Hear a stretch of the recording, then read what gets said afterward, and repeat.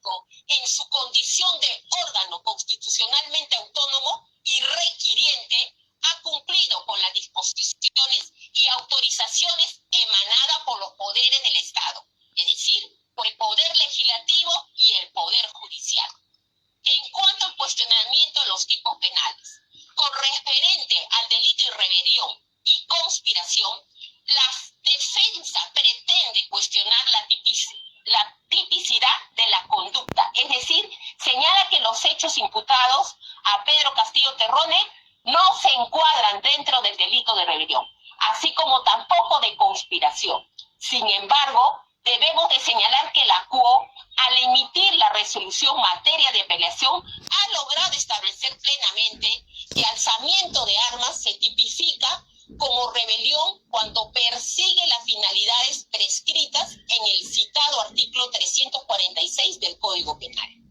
Entre ellas se encuentra la modificación ilegítima del régimen constitucional y la deposición, despojar del cargo a las personas que ejercen representación de poder, impidiéndoles o que dejen de ejercer las facultades que constitucional o legalmente les ha sido asignado, por derrocamiento del gobierno legalmente constituido. Por eso, en un sentido amplio donde se involucra a los órganos constitucionales que encarnan el poder público, incluyendo al Congreso, al Poder Judicial y a los demás órganos constitucionalmente autónomos, a partir del cual se concreta ilegítimamente el poder con serio riesgo de los derechos fundamentales de la persona y del principio de separación de poderes y el respeto del orden constituido. Del mismo modo, esta Sala Suprema que usted preside dignamente, en su cuarto fundamento jurídico del expediente 8930-2022, en apelación de la detención preliminar, señala que en cuanto a las formas imperfectas de ejecución y formas de participación intentada, se tiene que el delito de rebelión es un delito de consumación anticipada. No hace falta que los rebeldes consigan sus fines. Solo se requiere el mero alzamiento en armas. 1. Si el alzamiento en armas no se llega a producir, pero se inicia actos de inicio de ejecución de alzamientos, se estará ante una tentativa, es decir, artículo 16 del Código Penal. Su estructura lógica permite la tentativa, pero además, si el alzamiento en armas no se produce, cabe una de las formas de participación intentada, que es la conspiración, expresamente tipificado en el artículo 349 del Código Penal. Sumado a ello, este Ministerio Público, así como el Juzgado Supremo, ha señalado que la propia Constitución, en el segundo párrafo del artículo 45, señala que ninguna persona, organización, Fuerza Armada, Policía Nacional o sector de la población puede arrogarse el ejercicio de ese poder. Hacerlo constituye rebelión o sedición. Con lo cual, dicha norma constitucional condena cualquier acto que se arrogue al legítimo ejercicio del poder del Estado, que no se dé bajo los presupuestos constitucionales elección popular.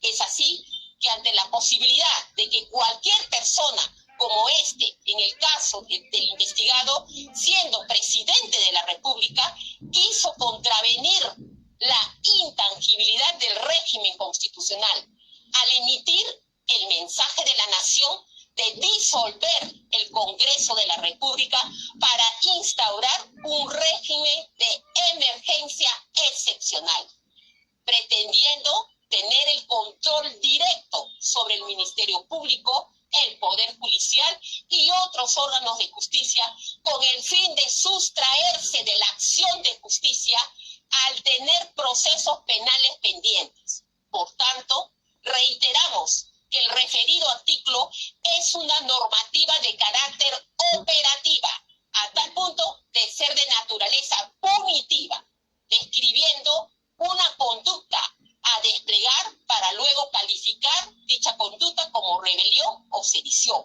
con lo cual no solo puede encuadrarse una conducta que va en contra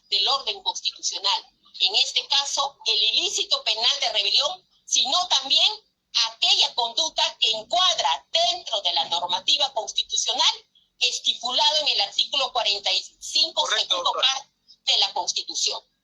Muy Del mismo modo, el pronunciamiento emitido por el ACUO, así como también lo recabado en la doctrina internacional y la jurisprudencia nacional, permiten establecer la conducta desplegada por Pedro Castillo Terrones en su condición de jefe supremo de las Fuerzas Armadas y de la Policía Nacional de Perú, quien habría utilizado tal poder para ordenar a dichas fuerzas del país a través de su mensaje de la nación, arrogarse el poder en contra del orden constitucional y los poderes del Estado, así correcto, como doctora.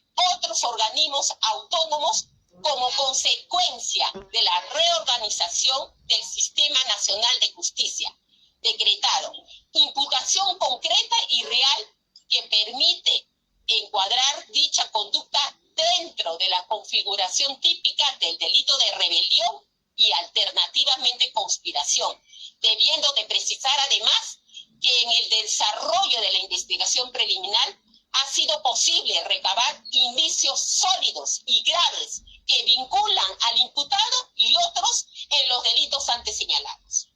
En cuanto al delito de abuso de autoridad, la defensa señala la ausencia de elementos objetivos que acrediten el acto arbitrario. Sin embargo, debemos de señalar que en el desarrollo de la investigación se ha logrado evidenciar que el imputado José Pedro Castillo Terrones, abusando de sus atribuciones como jefe de Estado, que le confiere el artículo 134 de la Constitución Política del Estado, el 7 de diciembre de 2022 disolvió el Congreso de la República, ordenando el cierre de este poder del Estado, sin que se configuren los presupuestos exigidos por el precitado artículo de la Carta Magna, así como la intervención de autoridades estableciendo además un estado de excepción en el Perú.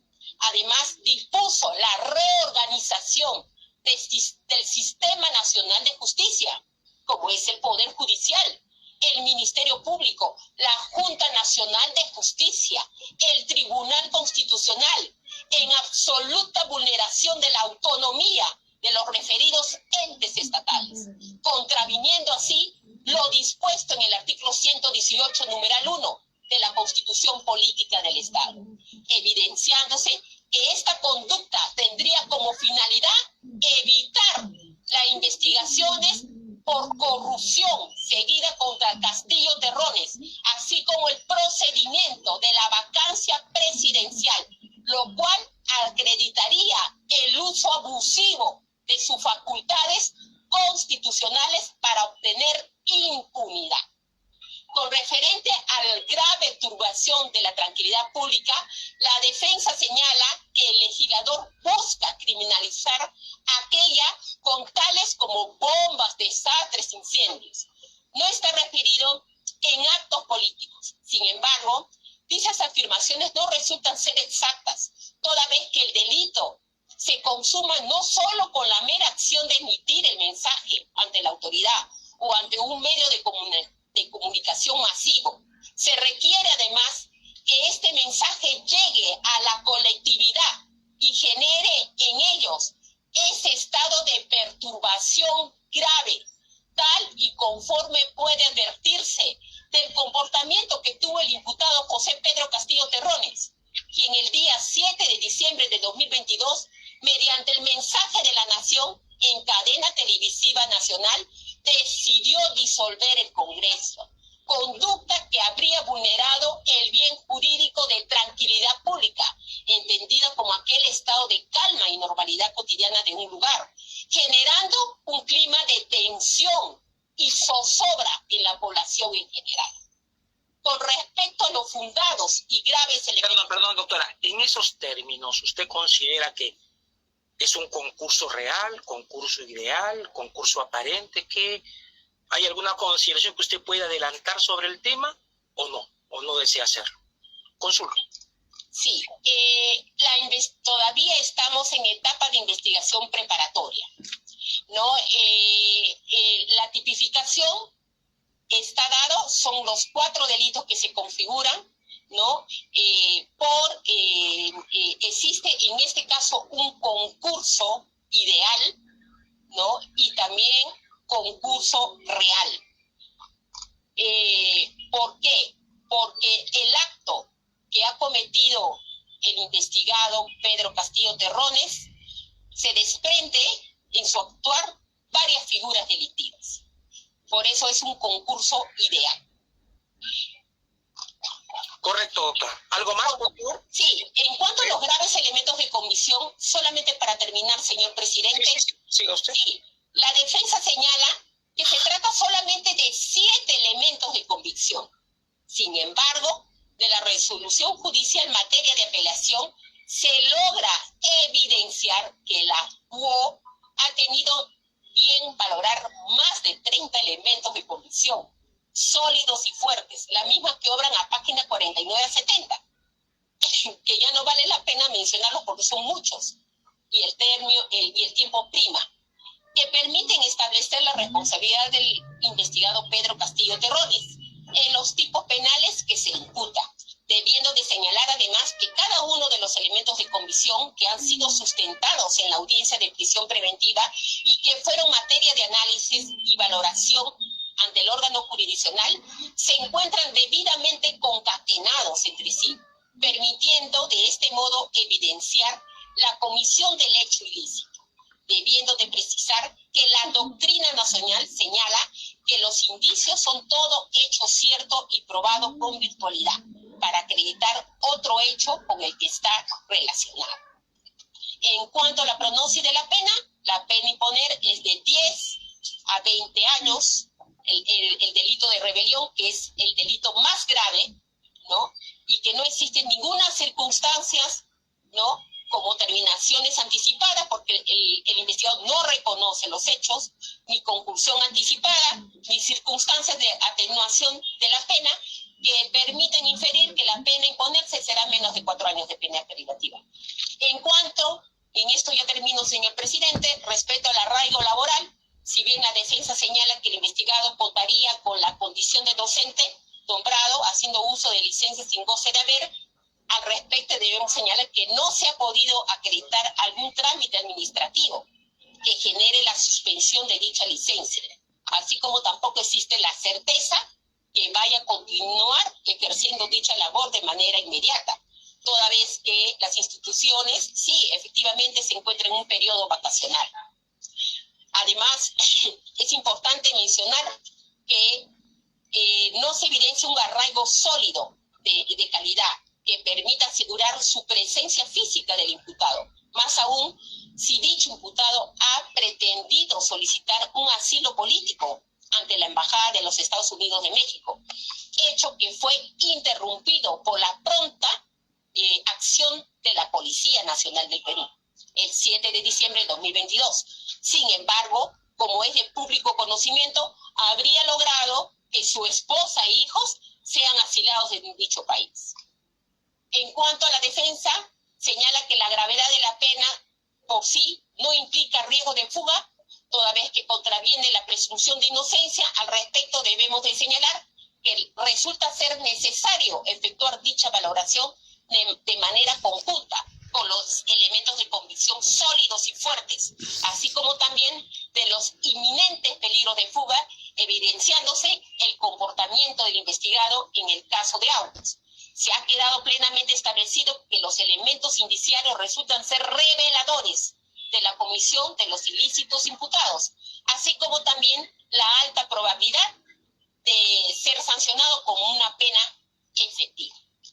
Por estos fundamentos, señor presidente, solicito que se confirme la resolución número 3 de fecha 15 de diciembre de 2022, emitida por el Juzgado Supremo de Investigación Preparatoria en el extremo, que declara fundada la prisión preventiva por el periodo de 18 meses contra el imputado José Pedro Castillo Terrones. Muchas gracias. Muy bien. A ver, puntualmente sobre lo que es respuesta a lo puntualmente expuesto por la Fiscalía del doctor Robles Rivera. Sí, señor director, señor presidente. Bueno, previamente había participado la parte agraviada, que aún no está personado como actor civil.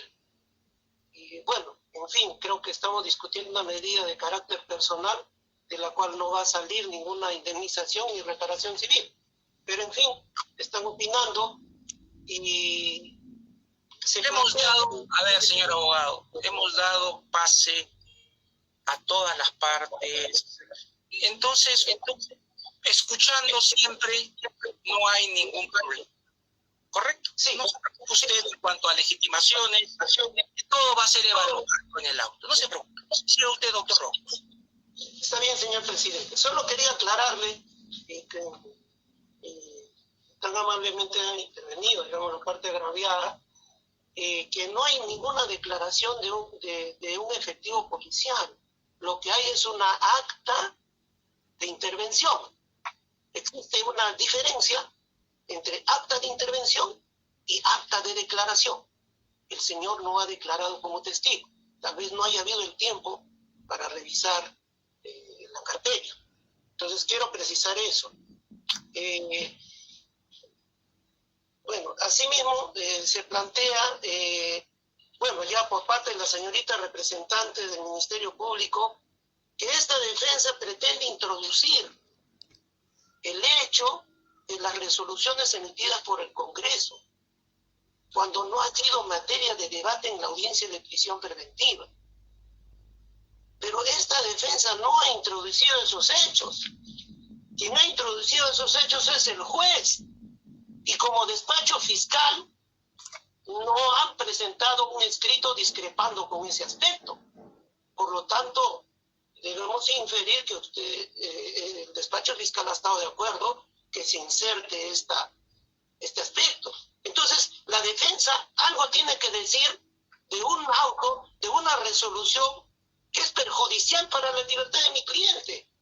O debo omitirlo tras, digamos, el argumento de que acá solo se discute lo vertido por las partes, omitiendo de que el título preliminar, que muchas veces es olvidado, del Código Procesal Penal, en su artículo 6º, número romano, establece que toda medida coercitiva debe estar encuadrada, configurada en el ordenamiento legal y constitucional. Entonces, se plantea de que el Ministerio Público ha cumplido. El Ministerio Público ya cumplió con mandarle el oficio, pero me pregunto yo, a criterio del Ministerio Público, ¿consideran que como defensores de la legalidad deben cumplir y exigir el cumplimiento del 449 y 450 del Código Procesal Penal? ¿O eso no es para cumplirlo? Porque si dicen de que el congresista William Zapata le remitió un oficio de respuesta diciendo que ya le hemos levantado la prerrogativa de antejuicio y bueno, nos contentamos con eso y nos sustraemos al cumplimiento del articulado del Código Procesal Penal, que además es de desarrollo constitucional. Entonces, ¿qué va a ser del ordenamiento jurídico si esto es así? Y además, no sé, hubiera sido interesante que ya que el Ministerio Público está argumentando a favor de cómo se ha procedido a cercenarle ese derecho a mi patrocinado, ¿cuál es la fuente normativa de levantar la prerrogativa de antejuicio? ¿Qué norma le autoriza al Congreso? ¿No era lo correcto que la fiscal de la Nación le respondiera diciendo al señor presidente del Congreso, oigan, cumplan con el antejuicio porque van a viciar este proceso penal que yo quiero incoar en la vía ordinaria? Por eso es que el legislador ha creado esa sección 2, el proceso por razón de la función pública. No, este hermano está para cumplirlo y tiene que cumplirlo todas las partes. Entonces, no existe argumento para saltarse esta prerrogativa, no se va a poder encontrar. Entonces, ahora, finalmente, se plantea que sobre los tipos penales, bueno, ya se ha reiterado y de la locución de la señorita representante del Ministerio Público, que todo está configurado en la declaración en televisión del señor Castillo Terrones. Ahora dice, cabe la tentativa, y eso es conspiración. Pero también acá el Ministerio Público y el ATCO aprobaron una poría, puesto que si la conspiración es absorbida por el delito de rebelión cuando éste se inicia su consumación, entonces ¿cómo podría haber un concurso ahí? Eso es un planteamiento de imposibilidad lógica. No puede, ya fue subsumido por el delito de rebelión.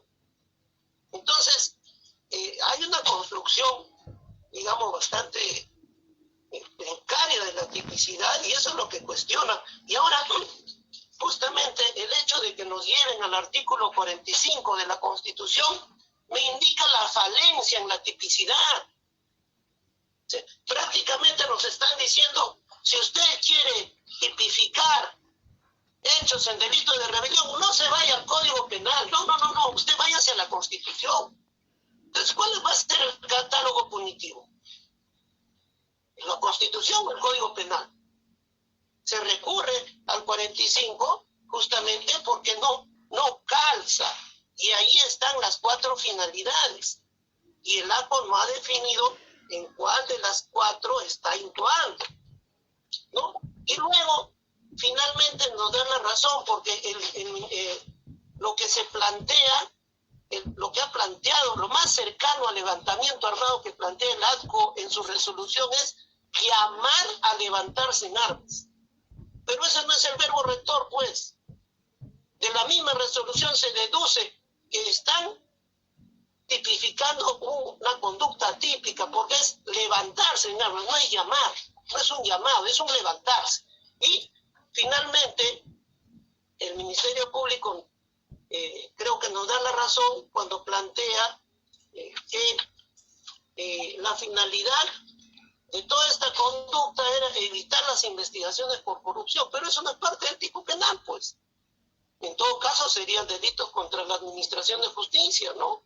Encubrimiento, o sea, ¿de qué tipo penal realmente quieren tratar? No han encontrado, no encuentran la manera de configurarlo. Pero, abogado, clarísimo el tema. ¿Algo más puntualmente a otro extremo? Un último punto, señor presidente, que me parece muy importante. Siga usted. La señorita fiscal ha dicho que hemos citado 7 elementos, pero que en realidad son 30 elementos. Hoy el doctor Duverly cuestionó el tema matemático en los procesos penales y en algo en esta vía. Y claro, si hago un requerimiento y un auto donde pongo circunstancias precedentes, circunstancias concomitantes y circunstancias posteriores, y en cada una de ellas la misma declaración de la misma persona la repito como si fuera un elemento distinto, y la repito 2 y hasta 3 veces, porque el acta y en cada delito, en cada uno de los 4 delitos me vuelven a repetir el mismo elemento. Entonces, 6 por 5, 30, y me salen pues los 30 elementos, ¿no? Entonces, bueno, pues así es cuando se quiere inflar, magnificar, ¿no? Presentar algo ampuloso y de poca sustancia. Esto nos reafirman estas intervenciones que nuestro pedido para que se revoque la prisión preventiva tiene los fundamentos necesarios, señor magistrado, y pedimos sea amparado. Muchas gracias. El doctor Rodríguez Tineo, ¿algo que decir? Sí, gracias, presidente. Para volverle a decir a la señorita fiscal, pues que hay que cumplir con el principio de objetividad del Ministerio Público sobre el tema domiciliario. ¿Qué dice la constatación domiciliaria emitida por el notario Vilca Monteagudo? Dice, deja constancia que la persona de Aníbal Torres Vázquez, que manifiesta de ser de nacionalidad peruana y da todos los datos, domicilia en calle Roma 371, urbanización San Felipe, distrito San Isidro, provincia y departamento de Lima. Esa es la constatación.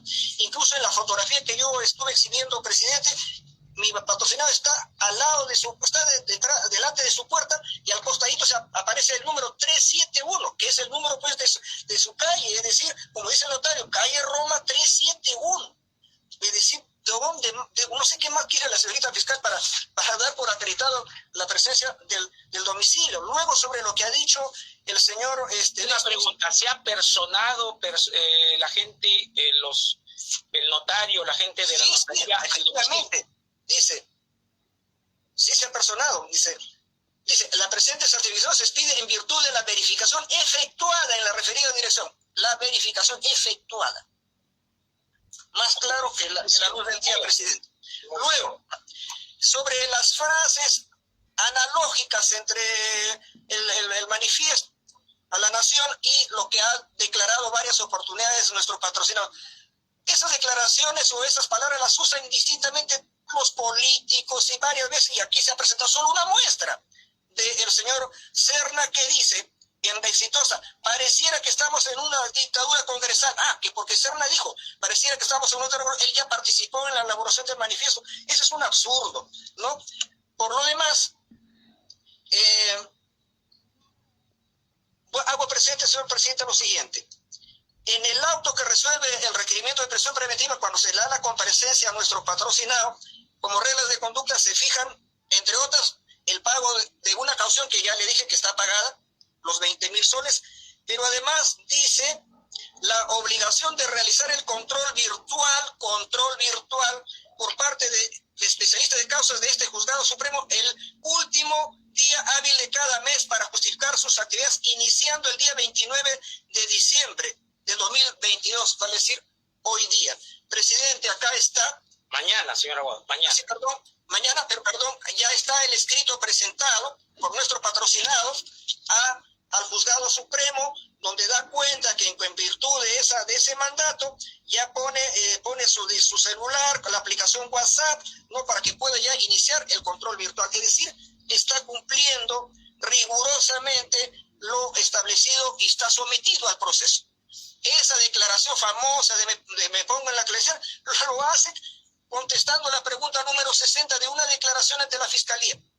Entonces, hay sujeción de mi patrocinado al proceso y por tanto no hay ningún riesgo de fuga, no hay ningún riesgo de entorpecimiento de la actividad probatoria, y mi patrocinado está presente en esta audiencia, presidente. Muchas gracias. Muy bien. La Procuraduría, ¿algo que agregar ya para dar paso a los investigados? Sí, señor magistrado, bastante breve por nuestra parte, esa relación a lo que ha sido desarrollado justamente por la defensa del señor José Pedro Castillo Terrones.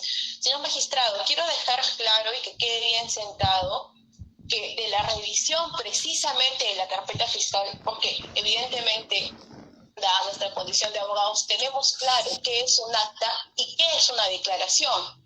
Y hemos revisado la carpeta de manera bastante minuciosa, y sería bueno que lo hagamos también todas las partes.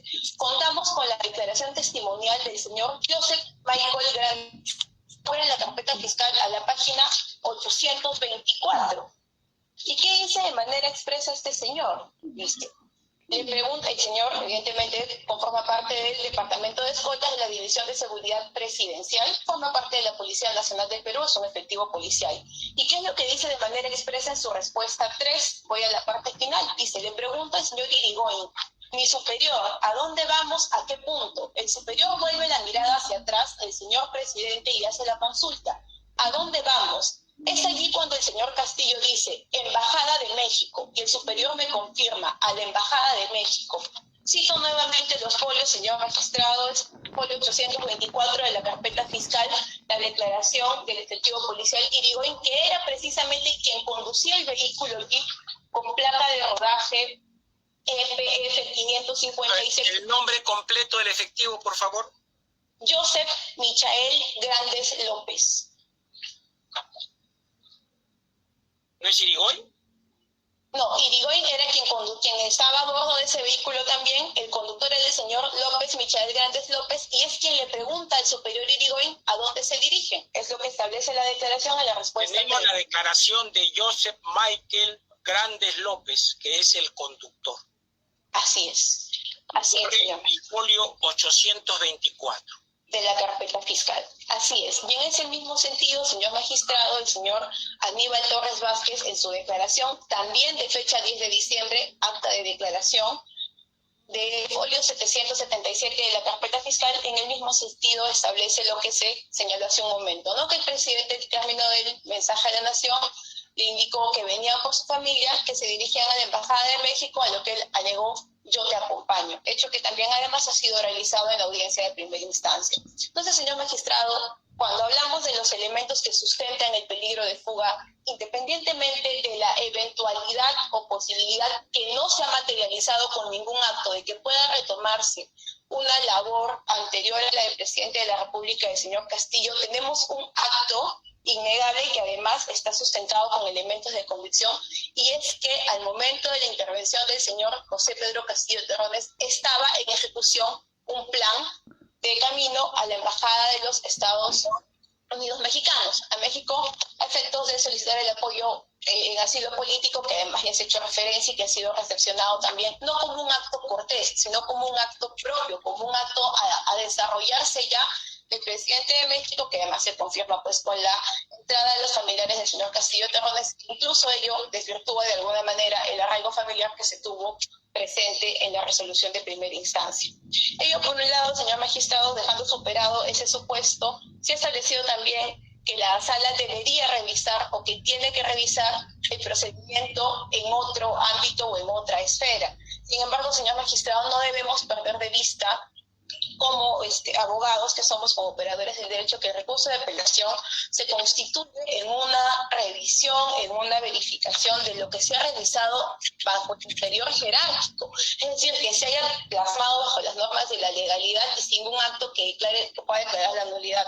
Señor magistrado, en este acto incluso lo que estamos verificando es lo que es objeto de apelación por las partes. No podría la instancia superior verificar un acto de un inferior jerárquico cuando las partes no lo hubieran solicitado. Es decir, la jurisdicción o el pronunciamiento está vinculado siempre a un ámbito y un marco de competencia, y el recurso de apelación constituye la revisión de lo realizado por un inferior jerárquico siempre que esto sea solicitado por las partes y en el extremo en el que viene solicitado por las partes. Por ello sí consideramos y ratificamos nuestra postura, señor magistrado, que no podría ser objeto de revisión lo actuado en otro fuero independiente al fuero judicial, y que además ni siquiera ha sido objeto de debate en la audiencia de primera instancia, pues sabemos que los antecedentes únicamente constituyen un desarrollo o un íter de cómo se ha venido desarrollando el íter procesal. O sea, perdón, usted dice que no se puede revisar ese extremo porque no fue materia de debate y no fue materia de los puntos impugnativos. ¿Eso dice usted? Consideramos que sí, señor magistrado, más aún si corresponde a una esfera que no corresponde al fuero jurisdiccional, sino que corresponde a la esfera del poder legislativo. O sea que no podemos revisar lo que hace el fuero legislativo. En la medida que no corresponde a la apelación de la audiencia de prisión preventiva, consideramos que no se puede. Por eso. ¿Usted considera que no es un tema del recurso evaluar ese? Es correcto, señor. Entendí. Muchas gracias. Muy bien. Hemos culminado la parte jurídica y vamos a expresar, ahora vamos a dar cuenta a los señores investigados, que sí les quiero pedir que se ciñan a lo que es a los hechos. La evaluación jurídica ya está expuesta. Solamente lo que quiere referirse acerca de los hechos. Nada de datos distintos, proclamas, posibilidades generales, porque no es materia de este proceso. Y estamos trabajándolo en los marcos del debido proceso. Así que les pido que se concentren en los temas, materia de la imputación y del requerimiento que el señor fiscal ha hecho en su contra. Tienen ustedes la amplia libertad de decir todo lo que tengan por conveniente. La pertinencia es la única limitación. Muy bien. El señor Castillo Terrones, ¿desea usted decir algo? Sí, doctor. Señores jueces supremos, gracias, presidente. Concédame un par de minutos. ¿Cómo no? Siga usted. Primeramente decir que estoy totalmente de acuerdo con los argumentos desarrollados por parte de mi abogado defensor, pero quiero agregar que yo jamás he cometido un delito de de rebelión. No me he levantado en armas. Tampoco he llamado a levantarse en armas a nadie. Pero sí debo decir que quien se levantó en armas para acabar con la vida de más de 30 peruanos es el actual gobierno, teniendo como saldo más de 20 desaparecidos y más de 200 heridos. Señor juez, yo no he cometido ningún delito de conspiración, pero quien ha conspirado es el Congreso de la República y otras instituciones con la finalidad de armar un plan sobre la caída de mi gobierno a través de sucesivos pedidos de vacancia y otras artimañas. Finalmente, señores jueces, pido que se reflexione y se vea cómo esta injusta prisión preventiva que se me ha impuesto solo ha servido para polarizar a nuestro país. Todo lo que se hace en contra mía y todo este proceso no es más que una venganza política. Pido cese el odio y solicito mi libertad por ser un justo derecho. Debe tener conocimiento usted, señor juez, de que hasta la fecha estoy incomunicado. No he tenido acceso a un número telefónico para llamar a mi familia. En cuanto a mi arraigo familiar, ¿cómo más puedo justificar, sino más bien poniéndolo a buen recaudo a cambio de mi libertad? Es más, debo manifestar que solicito se me dé la oportunidad para tener un acceso a un servicio telefónico con la finalidad de llamar a mis padres y a mi familia. Muchas gracias. Muy bien, muchas gracias a usted. Señor doctor Torres Vázquez, tiene usted el uso de la palabra. Sí, señor presidente, estoy de acuerdo con lo expuesto por mi abogado defensor, tanto en los hechos como en derecho. ¿Nada más? Nada más, porque lo ha expuesto objetivamente los hechos. Muy bien, muchas gracias. En consecuencia, damos por concluida esta audiencia y vamos a resolver inmediatamente previo debate y previa votación. Muchas gracias, la audiencia ha concluido. Pueden ustedes retirarse.